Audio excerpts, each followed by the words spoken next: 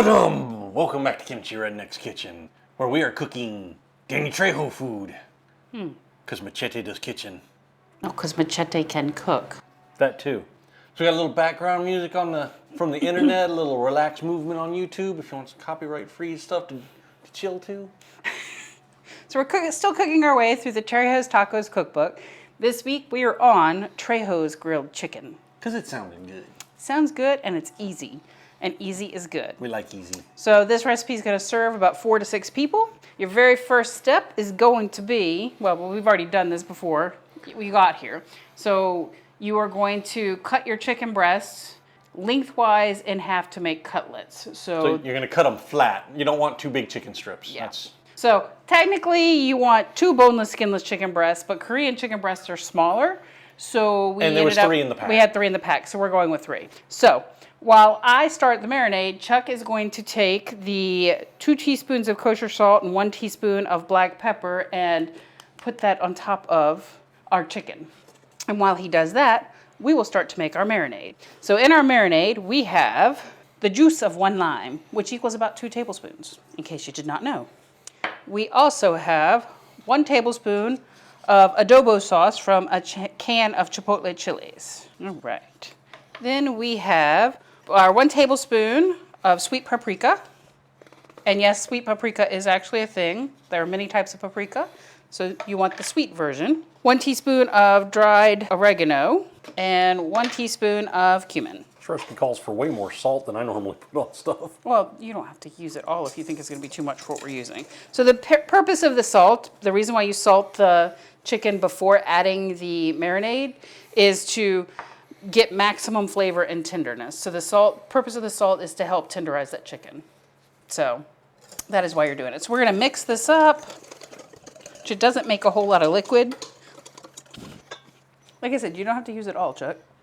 Recipe called for it, I'm going to use it. Okay. One of the things we have noticed since we've lived in Korea is Koreans use less salt on things, so sometimes recipes tend to be a little more salty than what we expect. Actually, a lot of American food tends to be more salty than you get used to in Korea. True. All right, so Pepper once we have seasoned the chicken with salt and pepper, we're going to place this chicken into our marinade, which looks like this. And then you cover the bowl with plastic wrap. You can let it marinate for as little as an hour or as long as overnight, but his suggestion is at least for an hour. So we're going to let ours marinate for about an hour because this is our dinner. Yeah? Yeah. Yeah. And then we will grill the chicken. So I'm going to put our chicken in our marinade. And what I'm going to do is just kind of swish it in there as I put it in so that every part of it gets coated. Kind of like when you're battering chicken, you want to make sure you get the batter all over both sides. Maximum flavor. You want all the goodness all over it. The goal is maximum flavor. All right, so. It's pretty well covered. All right. Now Chuck is going to cover this in cling wrap and is going into the fridge for an hour. And we will see you in a bit. In case anybody was wondering what that looks like, it's marinating chicken. Now I gotta go find some cling wrap. It's right next to you. It is? Oh, well damn. I'm glad it wasn't a snake. He acts like I don't prepare for these videos ahead of time. Now he's got to hope he can figure out how to use cling wrap, eh? I hate cling wrap. It never does what I want it to. Strangely enough, this time it actually got pretty close. I must have heard you talking shit about it. Making you into a liar on camera. Always. So, all right. There's that. We're going to put that in the fridge. We'll see you in about an hour. All right, so we've got our chicken out of the fridge. We set it out for half an hour or so, let it get up to like room temperature. And now, put it on the grill. I put a little, what do I got? Applewood chips on here to make a little smoke. And these are cut thin, so they're gonna cook quick.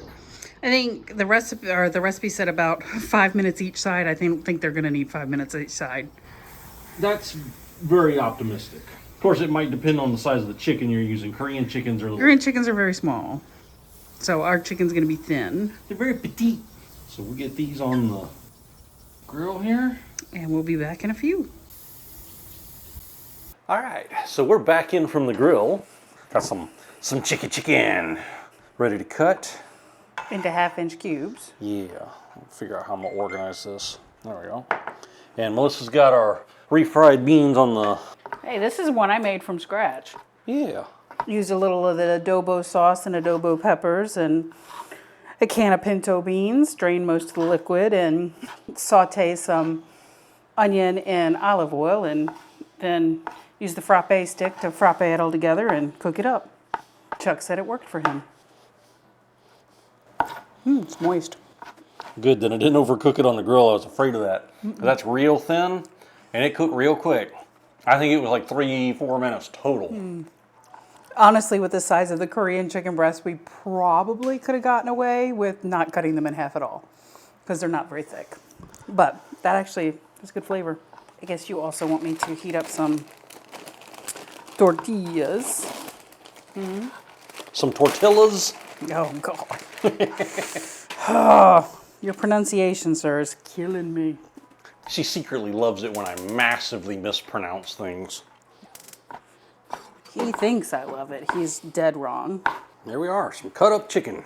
All right, we'll be back in just a few. All right, so we have assembled all the forces necessary to make a grilled chicken soft taco or burrito or fajita or whatever we're doing with this.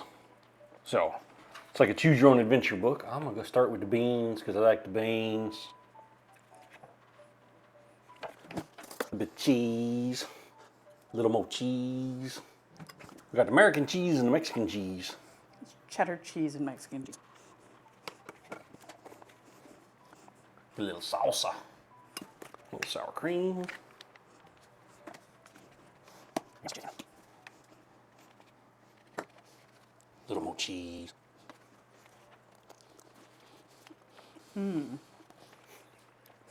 You could use this chicken to make rice bowls. You could use this chicken to make salads, tacos, burritos, chimichangas. This is a good chicken. This is really good flavor. If you were going to do something like that chicken and tortilla soup, that would, you could put that in that. That would be good. I'm not sure if there's such a thing as a Mexican casserole, but it would be good in that too. For me, everybody talks about Chipotle bowls. This chicken has more flavor than Chipotle's chicken does for their chicken bowls. Well, they're a chain. They make their chicken for the least common denominator, basically. All right, let's just say it. Danny Trejo doesn't make recipes for Chipotle. I said Danny Trejo's better than Chipotle. I mean, Well, there was no doubt in my mind about that. This has a good amount of spice, a good amount of flavor. If you let it marinate longer, it's going to build that heat. But it's very, very delicious. yeah, I definitely ain't mad at that. I better not be at my dinner. You better not be. It's your dinner, and Machete can cook, so if you're mad at it, we got a problem. Machete cooks. So you'll know we have Trejos Tacos cookbook, right? It's just getting started. We're going to be cooking with Danny for a while. We're probably not going to do most of the drinks and whatnot, but the food, Y'all can make your own cocktails, but the food in here, we're down for the food. we're down for the food. So between cookbook number 1 and cookbook number 2, y'all know that the Cooking with Danny series is just going to be epic. The only thing that would make this more epic is if Danny was standing in the kitchen right here, just teaching us all his wisdom. Probably not going to happen. But, hit me up if you want, Danny Trejo. Call us. We'll collab. We'll collab. We'll collab. Totally. Anyway, so time for us to eat dinner. Y'all like, subscribe, do the internet stuff. Enjoy your dinner, and we'll see y'all next time.